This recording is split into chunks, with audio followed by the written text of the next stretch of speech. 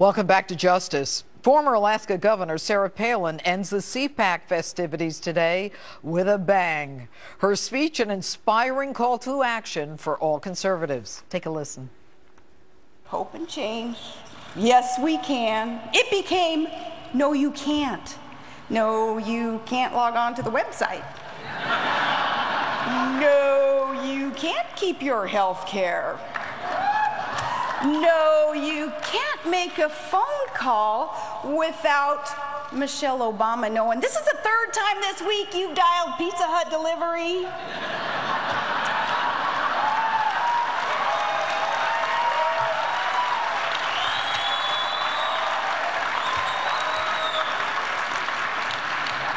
But yes, something did happen. We became a wiser republic than a year ago. Americans know now what the giants of our movement had always told us. People like Friedman and Reagan and Margaret Thatcher.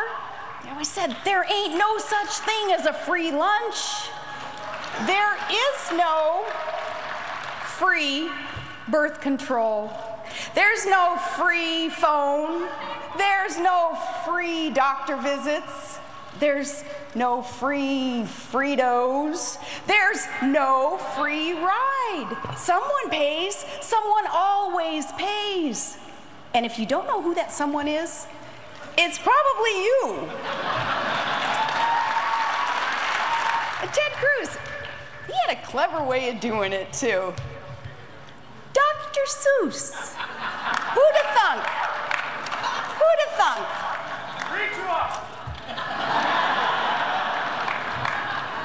Yeah, good idea. Maybe I'll just ad-lib something. Yeah, I'm sure.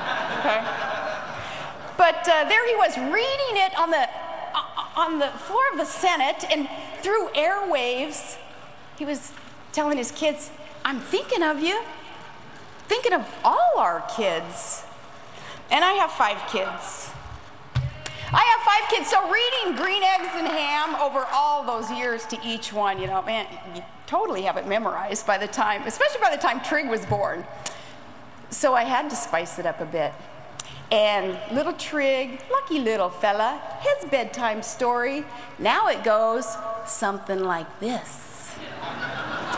I do not like this, Uncle Sam. I do not like his health care scam. I do not like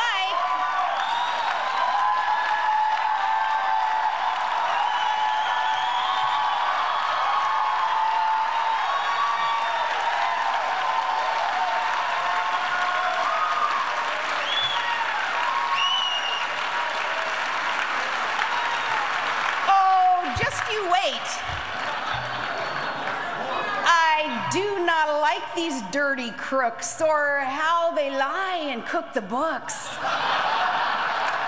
I do not like when Congress stills. I do not like their crony dills. I do not like this spying, man. I do not like, oh yes we can.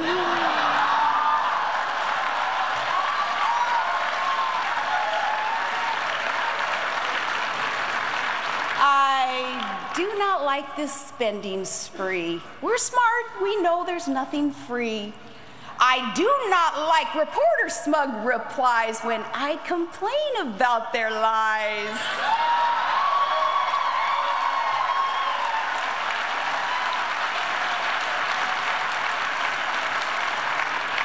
I do not like this kind of hope, and we won't take it. Nope, nope, nope. That was Sarah Palin at CPAC. Back with me, Joe Trippi and Tony Sayegh. All right, gentlemen.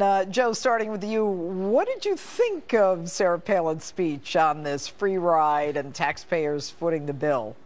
At a CPAC convention, it was manna from heaven. She's just putting the red meat out there. But you know, the really interesting thing I found about her speech was how she was just as tough on the Republican establishment. There was a whole riff that she did about, do you remember 2010? You didn't build that. The Tea Party built that victory, not the establishment. And then sort of challenged the establishment again. I mean, that tension is still very real within the party, and it is something that has to get worked out for them to win in 2016. It can get worked out through 2014. What do you think of that, Tony? I think Sarah Palin is going to be one of the most valuable assets the party has this year to take back the Senate. And I would almost put her scorecard up against Barack Obama any day. We just saw a third of Americans say that they only would be inclined to vote for a Democrat if Barack Obama campaigned with them, whereas 2/3 of the country said they would be less inclined or it wouldn't make a difference. Sarah Palin is going to help elect Republican senators in Arkansas, Louisiana, North Carolina, Alaska. That's meaningful, which is why, Judge, it's a mistake to always evaluate her from the perspective of a national candidate herself. She is much bigger than that. She's a movement politician who speaks to a whole swath of this country who people in the Obama administration do not like. They call them bitter clingers. Let's talk about the straw poll results. What I found interesting was that last year Marco Rubio was second with 23%, and this year he's like second from the bottom, second or third from the bottom. What do you think the cause of that is, Tony? Well, look, Marco Rubio, who certainly is still a contender for 2016, hurt himself in the eyes of many conservatives by trying to take a leadership position on immigration reform, which is not very popular. Okay, so it's immigration. All right, then I'll go to you, Joe.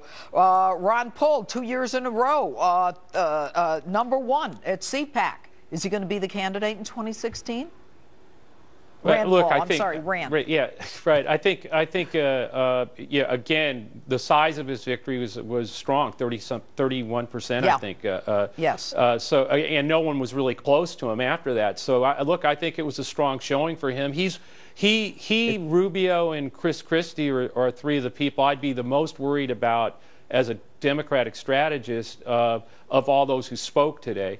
But again, Chris Christie, we don't know if he's going to be able to come back, although he had a great he had a great reception. Not only that, Judge, yeah, go ahead, Tony. Joe is very astute and adroit to point out that Chris Christie's comeback, which I will tell you for 2016 started at this CPAC, is something Democrats have to worry about. He wasn't just warmly received, he was enthusiastically received, and he spoke about the record of he and other governors, which was very effective, which is why if you look at the numbers, Judge, Ted Cruz and Chris Christie almost got the same percentage of votes. All right, so let me ask you this, Tony. When you've got someone like Sarah Palin, and, you know, and even Joe admits this, I mean, you know, she is very strong and even hard on the Republican Party when it doesn't come as far right.